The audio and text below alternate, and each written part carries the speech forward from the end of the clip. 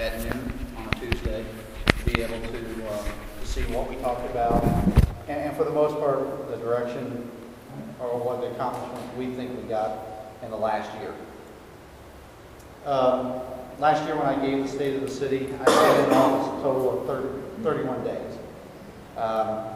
The main point of last year's State of the City was to talk about how the world saw Rushville and Rush County, and then how we saw ourselves. And we talked about all these different topics, and they were very broken out, and it ended up a very general conversation with not a whole lot, to be honest with you, of information that was relevant.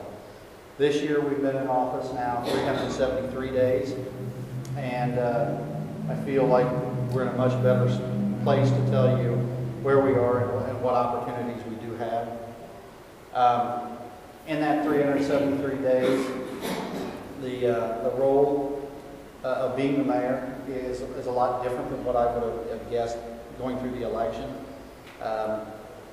Probably the most important part is to listen and not talk quite as much, listen to what people are saying. One of the things we try to do with the city employees especially, we try to extend it out to the general public, is to promote a passion, especially for the department heads and what they do, and try to create an internal excellence, a kind of an attitude where they try to do the best they can possibly do. Another thing we do is encourage creativity. I think that we're all guilty of, we settle into a routine, we get comfortable with it, and that's kind of our achievement. That's where we achieve to be.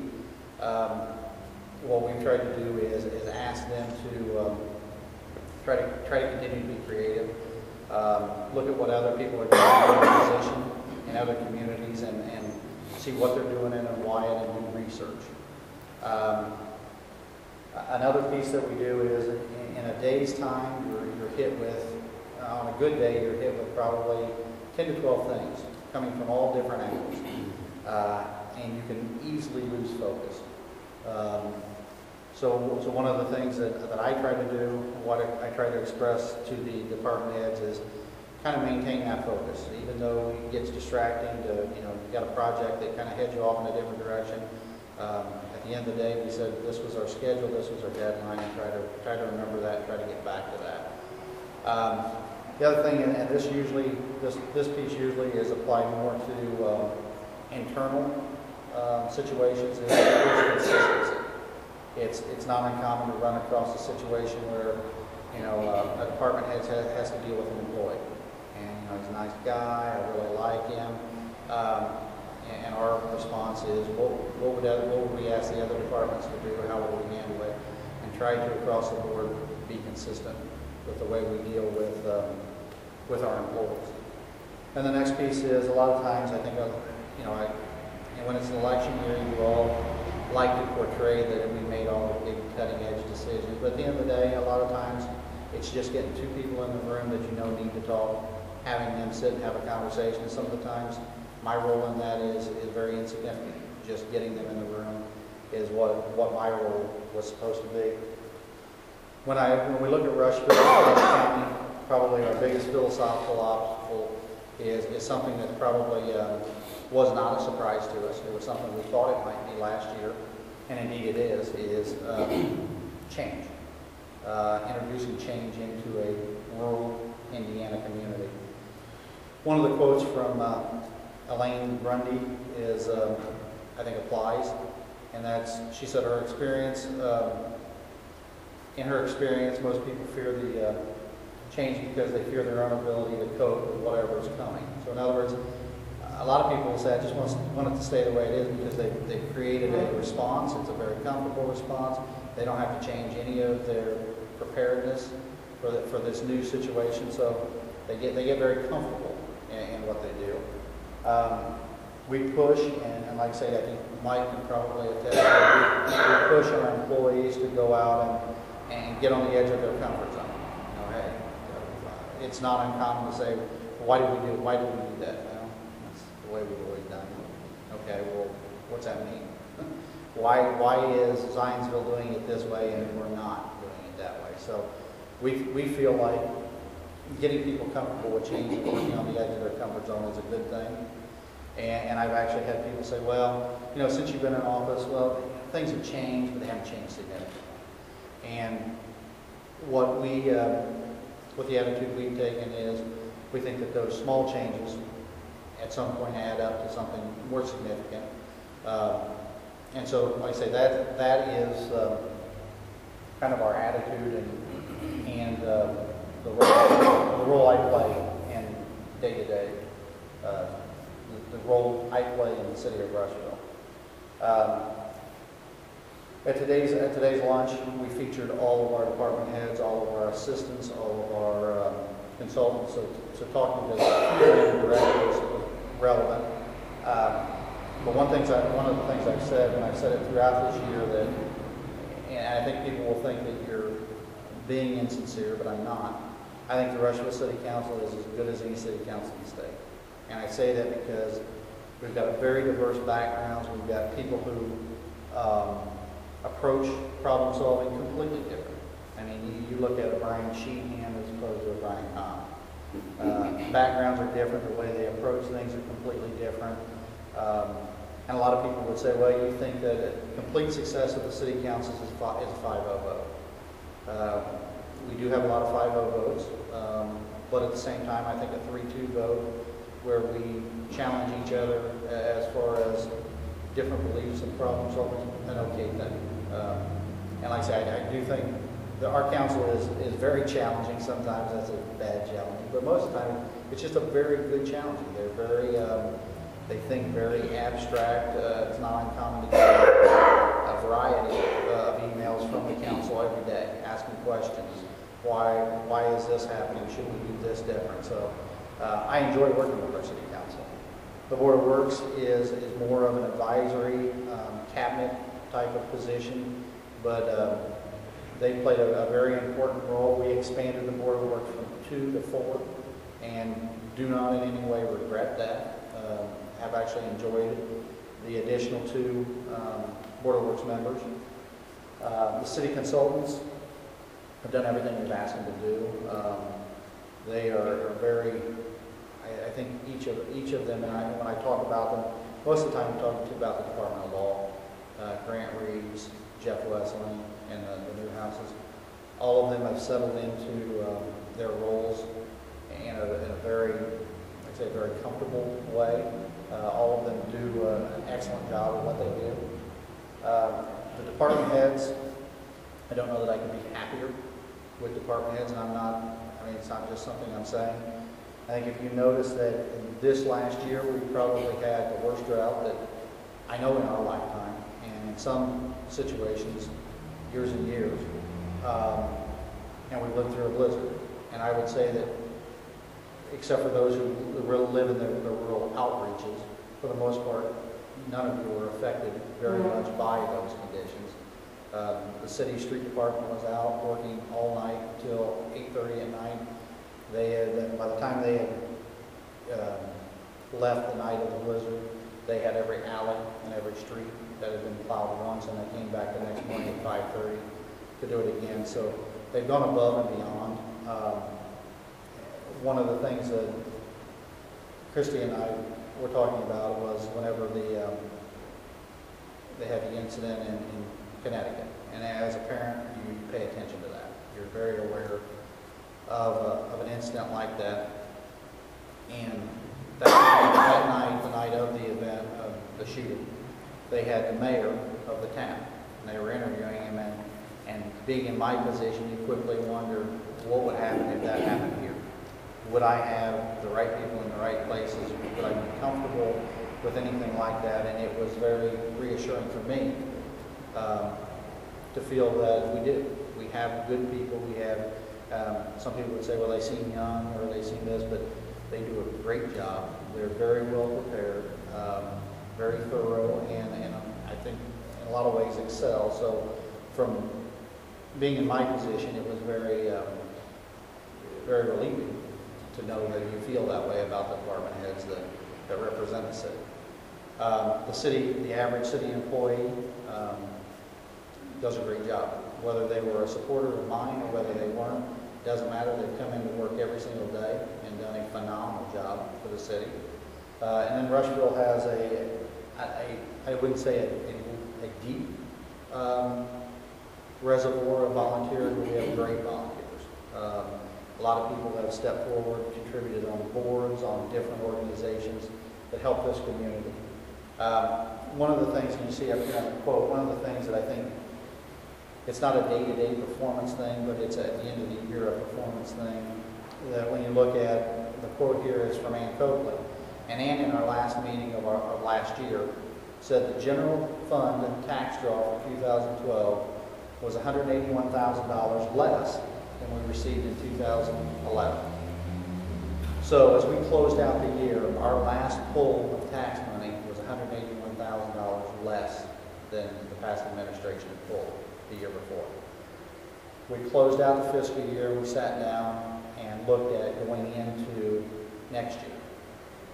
And when we looked at that, we were $171,605 more.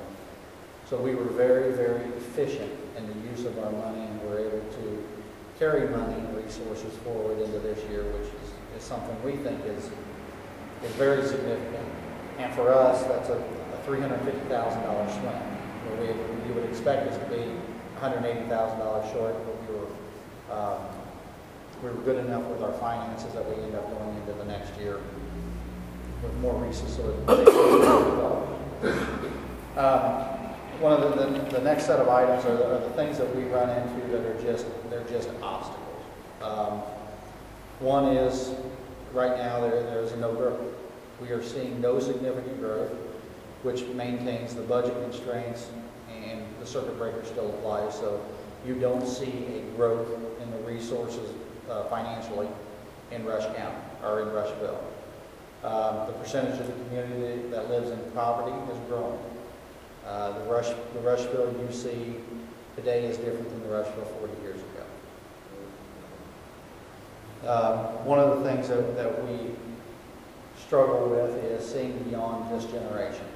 A lot of times you run into people that you'll mention, what are your thoughts on something? And I'll say, well, I'm getting ready to retire. I've got 4 years left, and then after that, it doesn't matter.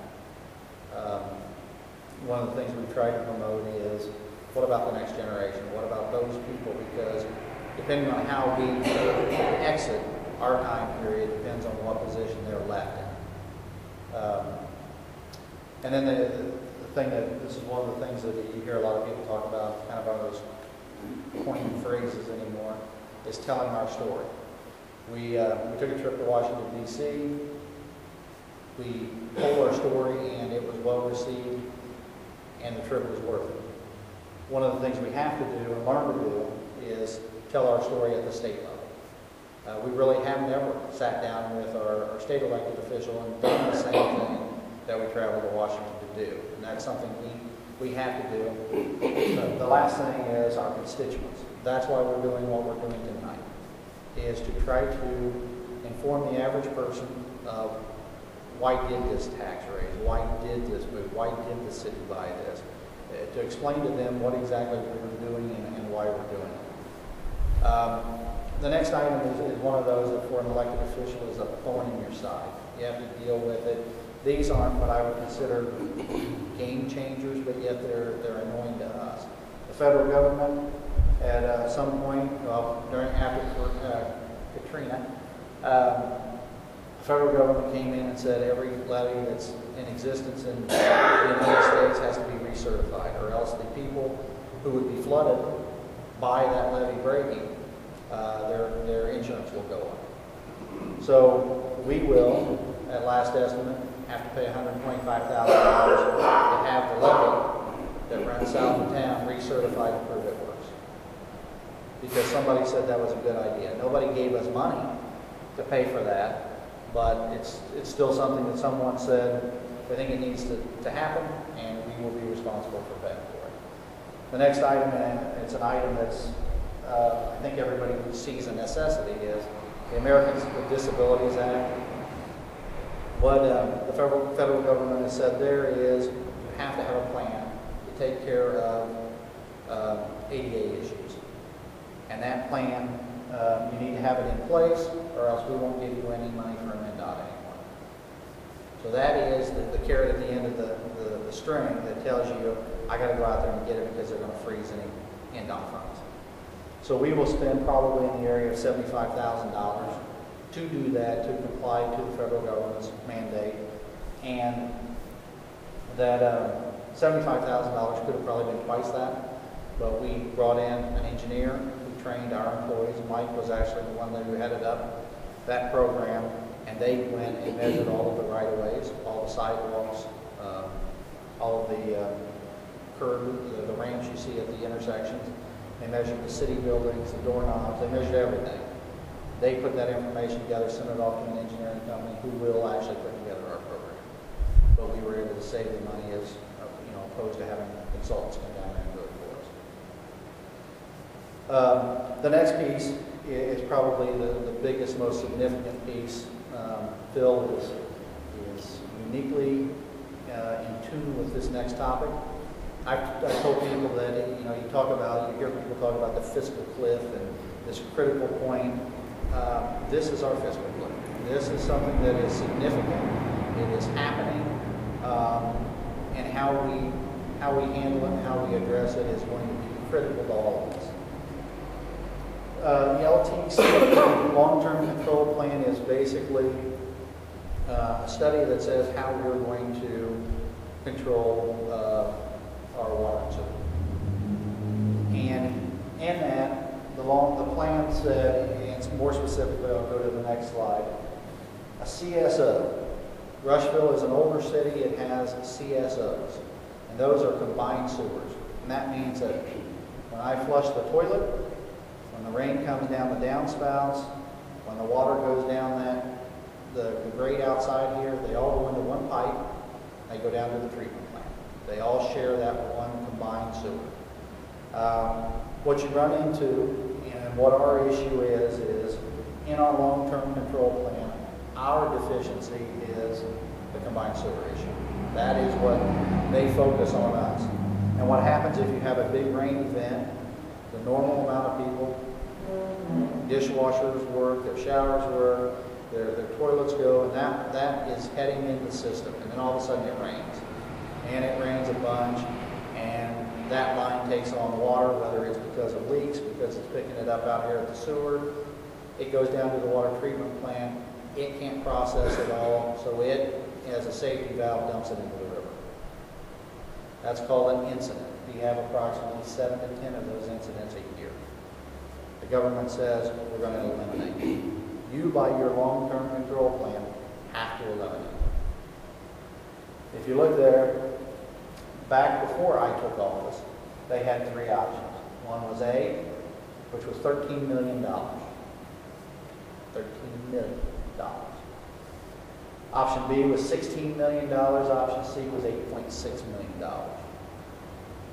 We came into office.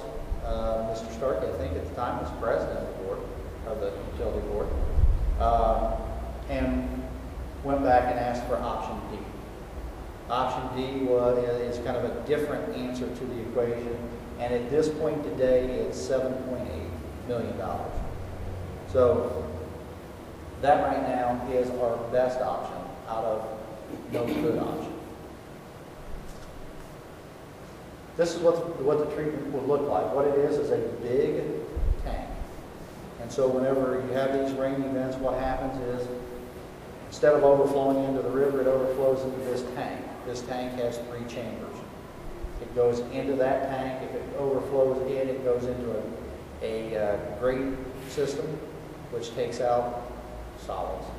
And then if it were to overflow that, it's treated, which is a approved method before it hits the water. So that's what the facility, in essence, in its general terms, would look like, and that's where they have it positioned down at our treatment plant.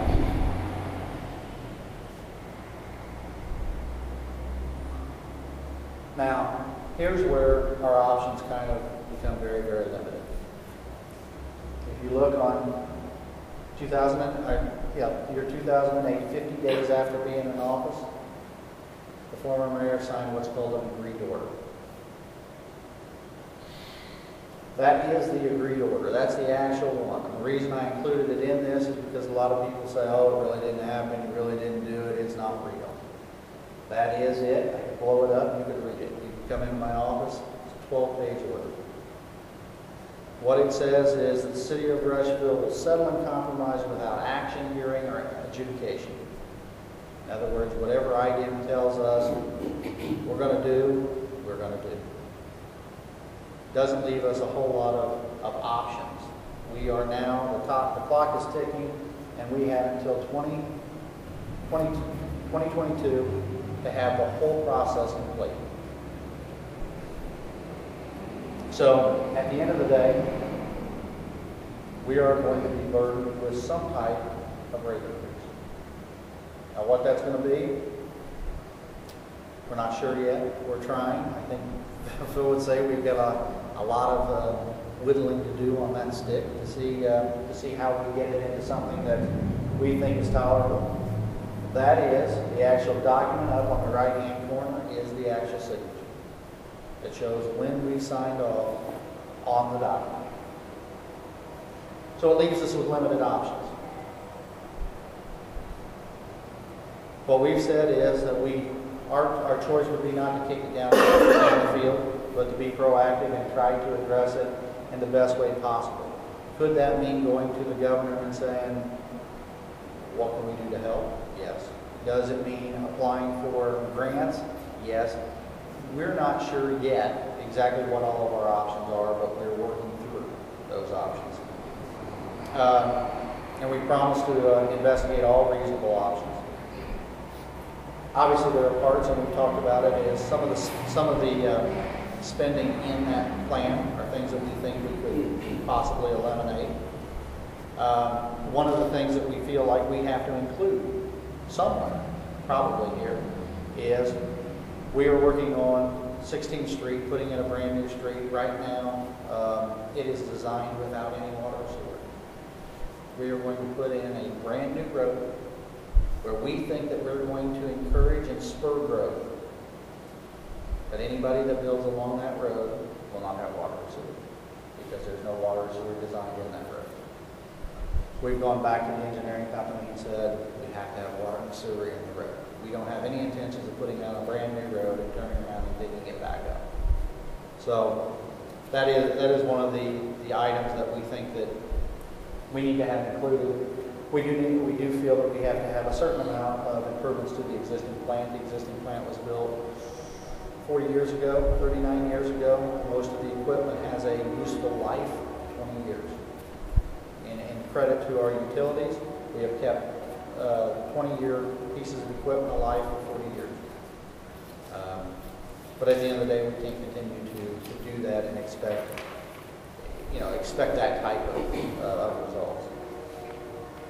We also need to, at the end of the day, we need to have meetings like this where we try to explain to people what exactly is the situation we're in, what we're going to do, and how basically we plan on handling this situation. That's all the bad news. The rest of it is good news, we think. As I talked about earlier, we talked about focusing. We focused on 4 different areas and turning around what we think was Rushville, the issues Rushville was having. Those 4 areas, pillars, you can call them a lot of different things. We've called them pillars. One is economic development. The second is quality of life. The third is communication and transparency in that communication. And the fourth is community pride. And basically trying to instill a confidence, enthusiasm back in people. Our job is to build a vision based on these principles and then share it with the general public so that they understand. Like I said, once again, it's communicating what we're trying to do, how we're trying to do it. And then there's the quote that says, it will cost you nothing to dream and everything not to. So even though you're looking at some obstacles, we're still encouraging our people to be optimistic about things. And we think we've headed in the right direction. This has been a program we came out with. It's something we try to promote and espouse in almost everything we do is Rushville is open for business. We encourage business. We want business. When we look at the successes we've had in the different areas in economic development, the North Industrial Park, we have to give credit to the past administration. They applied for a grant. They deserve the credit for making that application, and like I say, we should give them that credit. We were able to, I think to our credit, we didn't throw it away. We didn't just walk away and say, that was something somebody else did, it's not what we're going to do, and to heck with it, we're not going to pursue it. We went out to Washington, D.C. We got the EDA grant awarded. It's in the process of being designed, and this summer will be under construction. John was one who went to Washington with us and is on the redevelopment board, so he has to help coordinate and sign off on all of the processes we are doing right now. This slide and this slide are both the marketing pieces for that industrial park. Those are things that we've handed out at site selector conventions. We have handed them out to businesses who might have an interest in them. The next item was the NTAD expansion. The NTAD expansion, something that wasn't common knowledge, something that wasn't even common knowledge to me. 3 years ago, NTAD was making a decision of whether they shut down our foundry.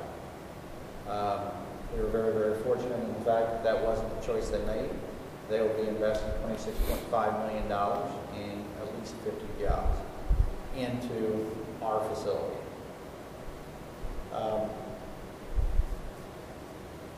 This is the company picnic where they made their announcement.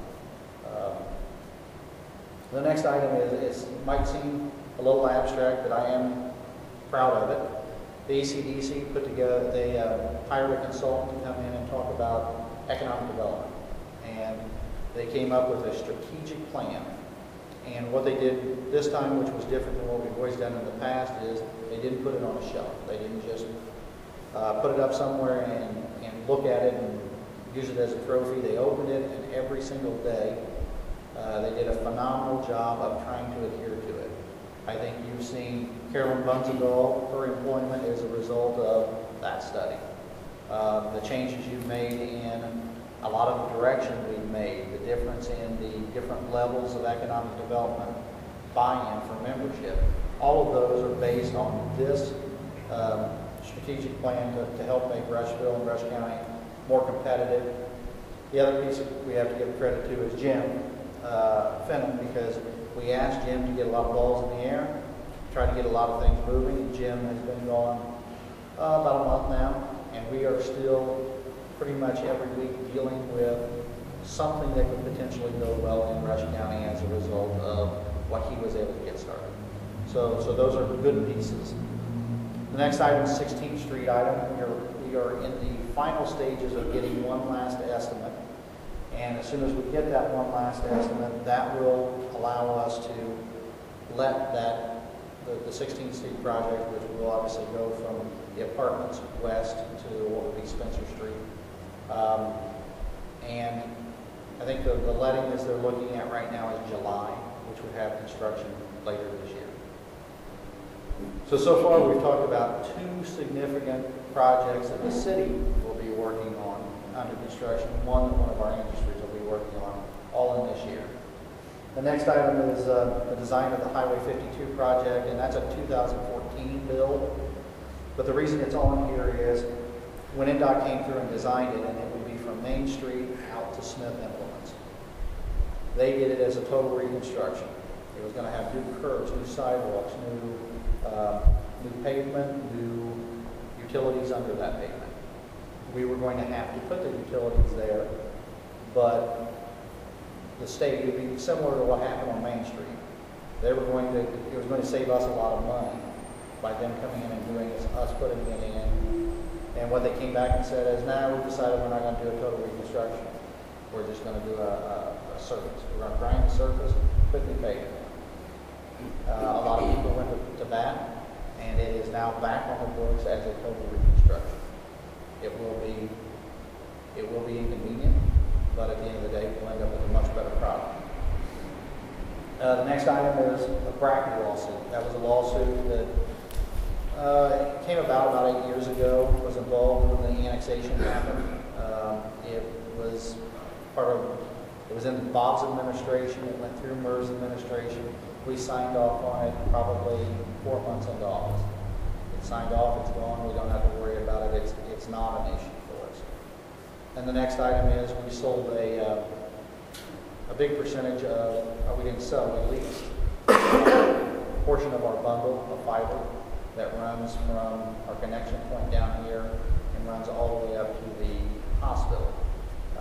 We leased it long-term to NineStar, which allows them to provide services. That's one of the things is, and I don't think a lot of people know it, but Rushville is way ahead of the curve on fiber. They were way ahead of the curve, and this keeps us ahead of the curve. Quality of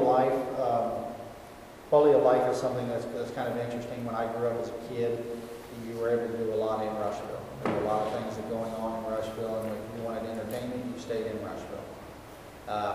As times have changed, that's not as much the case. So we are trying to create and encourage programs that improve quality of life by improving the quality of the place where we live. Some of the things that we're doing are the trails extensions. Those are things that we think the community is very, very clear in, that that's something they appreciate, that's something they want to see expanded. Some of the things that have been done, the street department came and did Haunted Trails. People have asked me why I had them do that. I didn't. They just said they wanted to. So we let them do it. The community liked it. And we're glad to see that they felt comfortable asking if they could do a new program. Ice skating rink was one the Parks Department decided that they wanted to do, to be able to try a new idea. I think, as you saw, if you looked at the paper today, they're still trying to figure that one out a little bit. But like I say, it's an effort. They're trying new things, and that's a good thing. We reinstituted the Parks Patrol, got them active. Another thing we did was we brought in the boat, which was very, very popular at the end of last year. But things like that, Riverside Park will have on January 31st an event here open to the public when they announce their next year's schedule. And I think by having that event, they must be very, very confident that next year's schedule is significant enough to have, and Carla's smiling, so I think she's pretty confident, that next year's schedule is something above what people would expect. That is a concert held here one night, probably 1,500 people. Right now, that's probably one of our biggest tourism growth. That's, I can tell you, that's the Colts tight end and the offensive lineman who came to town as part of. Andy Wilson is now the booking agent. Andy is John Wilson's son, who does Verizon and Seco, does all those. He now does all the booking for Riverside Park, and we're very fortunate. He has a lot of connections that allow us to do a lot of things that I think make it a special venue. The next item is wellness program. I know Mike's excited about this. It's a wellness program, and it's a preventative health program that the city's getting ready to. We've investigated it some. We're going to investigate it more. And basically, like I say, it's a preventative health program to try to help the health of our employees. We've talked about doing one that involves more citizens, but as it is right now, the FIT program is doing a wonderful job at it, and there's no reason for us to go out and compete with the programs they're providing. We are talking, and matter of fact, FIT had a meeting tonight about doing a Mayor's 5K event on doing it all on our trails. Because we know that a lot of people don't even know about the trails down through Riverside Park and the industrial park. So an effort, probably not really as much for quote unquote the mayor, but to try to get people introduced to all the different trails we have in Rushville, and probably do it for our autism awareness. So just try to help a cause if we can, and that's the cause we've selected. It'll be the weekend before the mini marathon, which will be kind of a nice tune-up event for those people who are planning and competing in that. The other item is, and I'm sure this is probably why Sandy's actually at this a second time, Chamber of Commerce. The Chamber of Commerce a year ago was in pretty tough shape. The ECDC was getting ready to move out of their office. They were pretty much convinced that they were going under, and the world was coming to an end. Rushville wouldn't have a Chamber of Commerce. We did what is probably a little out of our character, and we sat down and we decided we're just going to hire what we thought was the best person for the job, and as a result, we got Sandy. I would say the Chamber probably hasn't reached its heyday of when, you know, the 80s, 70s, 80s, but it's definitely on a rebound. We're headed in the right direction. We've seen positive growth. If you go into the Chamber, it doesn't look like a yard sale anymore. It actually looks like a place you can go in and be proud of. It's a welcoming center. The next item we did, and this one applies mainly to people in need. We were able to get an Indiana Housing and Community Development Aging in Place grant for $373,000, and that those eligible for it were those who were showing need. And what it is, the goal of it is to improve their living conditions to allow them to stay in their homes for a longer period of time before having to go to assisted living or nursing homes.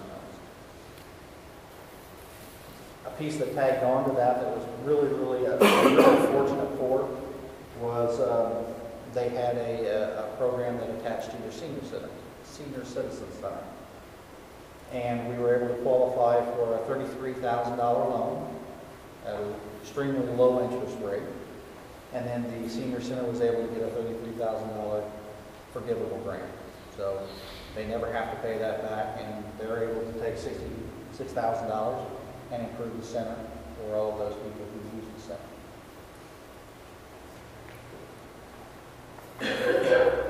The next item is an item that's new that we're starting to venture into, and that's the world of philanthropy. We have the Chamber, we have the Heart of Rushville, we have a lot of organizations that, due to the economy, aren't able to get the funding that they would like to receive for programs. What we're trying to do is put together a philanthropy package that would allow people to give to them and be able to get tax advantages for that gift. David Wilkie is one that we have actually been successful in dealing with David on some of these programs. The next item is unsafe structures. During the last 4 years, we tore down 0 residential structures. This is one of the areas down on, I think, Pearl Street. This year, that's what it looked like before. This is a different lot, but that's what the lot looks like when we're done. Completely clean, put in dumpsters. We took down how many houses in how many days, Mike? 5 houses in 10 days. 5 houses in 10 days. So, like I say, at the end of this year, or last year, we took down 5, and we're proud of that. I'm sure that we will have more in the future, but it helps the neighborhood. The neighborhood is able to; they don't have to deal with the rodents, the cats, the dogs, the falling down house, any of that. It just improves your neighborhood. Another thing we tried to do is bring in new programs that we think will be successful. Next July 20th, well, it'll be July 19th, Riverside Park will have a concert in the park on Friday night. On Saturday, we will have qualifications for a kart racing Grand Prix that will go around the high school. That day we'll have celebrity races. You'll have businesses being able to rent karts to race each other. You'll have mayors from out of town coming in to race. That night, the fairgrounds will have a midget race. Gary Davis is partnering with the food pantry, where you'll go into that race that night. You'll either give money or you'll give food. The food will end up, like I say, at the food pantry. The next day, we'll do the finals of the different go-kart races. So it's planned to be a weekend event. That's the logo Darren McGowan designed for it. Another item and kind of in closing of this topic was drainage south of town. Many people have talked about, well, we'll never be able to solve the drainage south of town, the issues going on that go through Circleville. This year we actually got the approval of the contract for the Freely River Drain, which allows for a tillable swell, which should allow the water to get through that area quicker, thus eliminating, I don't know that it'll ever take care of, and you're talking about houses built in a pretty flat area. I don't know that you're ever going to get it completely taken care of, but we'll at least eliminate some of the bad situations we had, where, especially the one where a kid couldn't get back and forth from his house to the bus because of the running water across the front of their property. So those are things we're addressing. Communications. This may not seem like as big a deal. This is a completely internal piece. We have department head meetings every 2 weeks. We sit down and we talk about the different things facing each of the departments. We talk about the vision of each of those departments, where they think they're headed, how they're going to get there. Probably one of the biggest pieces is everything's a team approach. We are very, very demanding on the fact that if one of the departments needs help, that the other departments to chip in. In essence, there are departments, but at the same time, if we need help, there are no departments. The utility board has made some great strides. I can remember a day when the utility board used to charge the street department for, amount of water, and there were all kinds of trade-offs. Now it is just one city situation. And matter of fact, when we were talking about buying equipment this year, the utility said, well, we need to talk to the street department to see if we could share equipment. Do we need to both buy the same piece of equipment? So we're very proud of that. Leadership-wise, we're investing in our leaders. They've had leadership training, they've had budget and capital planning training, and I think tomorrow or the next day, the street department gets, don't you guys get training in drugs? And the reason why is when they go into, the last time we went to tear down unsafe structures, they found I forget what the name of it is, but a meth lab, where somebody had set up a meth lab and there was an abandoned house, and when we went to tear it down, we found it. So the police department will do a training program for the street department to allow them to identify it, so that if we have that situation, they can call the police and they can come clean it up. The next piece of communication, I think, was evidenced by, obviously, the trip to Washington. I think probably one of the prouder pieces of it is, right here is the governor of the state of Indiana right now holding our plan. Our 7-point plan that we went to Washington to sell. He's standing there holding it. He's got a copy of it. It's with him today. We left it. And at that point, he can't say, well, I didn't know what you guys were doing, because we did a good job of communicating it to him and the other representatives we saw there. Another piece of communication is February 1st, the council chambers will be streamable. So in other words, you can turn on you get a laptop out, and it will allow you to watch the council meetings on the internet. Now, John McCain's not a big fan of this. He thinks due to the fact that Brian Sheehan's a part of our council, the councils will go on for an hour long. Because Brian will be doing song and dance in front of the camera. But from our point of view, those people who weren't comfortable coming out and sitting and watching a council meeting will be able to, if they want to, turn it on and watch it. If you want to, you can also go to our minutes.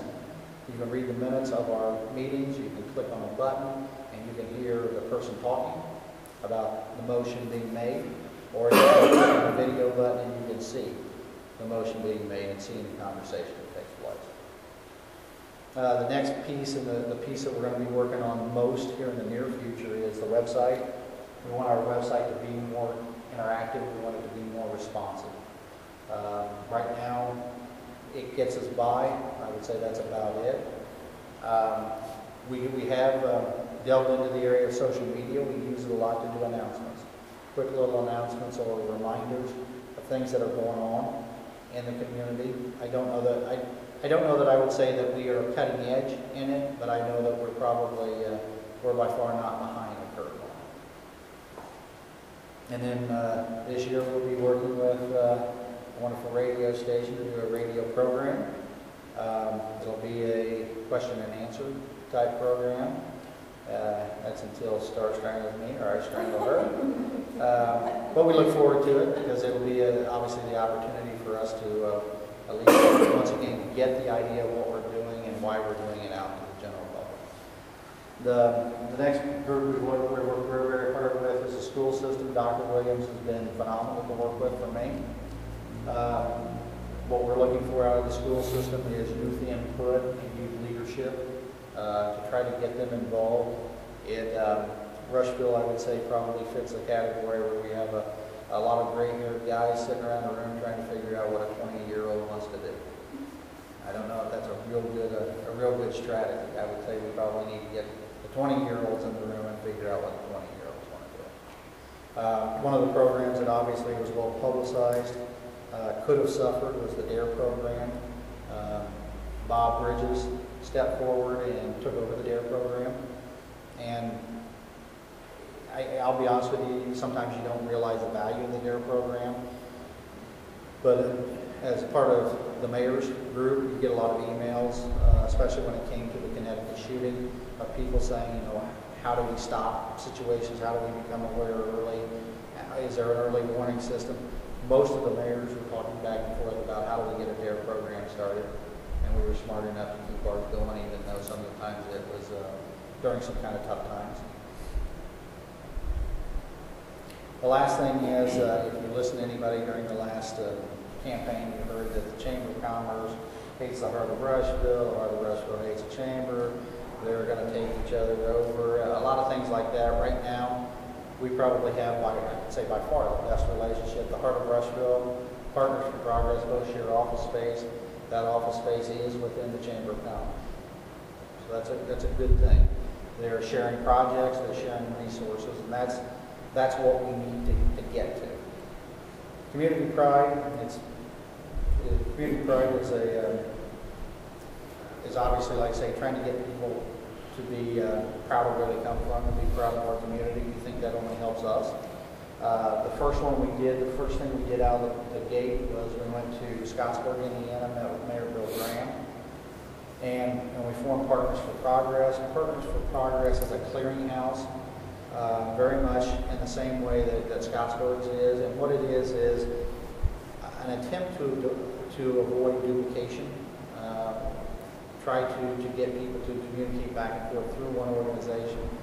Partners for Progress acts here locally as the old community center board, but yet it does a lot of different things. The chairman of that board is Jason Clemens, and Jason is doing a great job. But this was our first effort in admitting some things we had to do better and putting a structure in place to make that happen.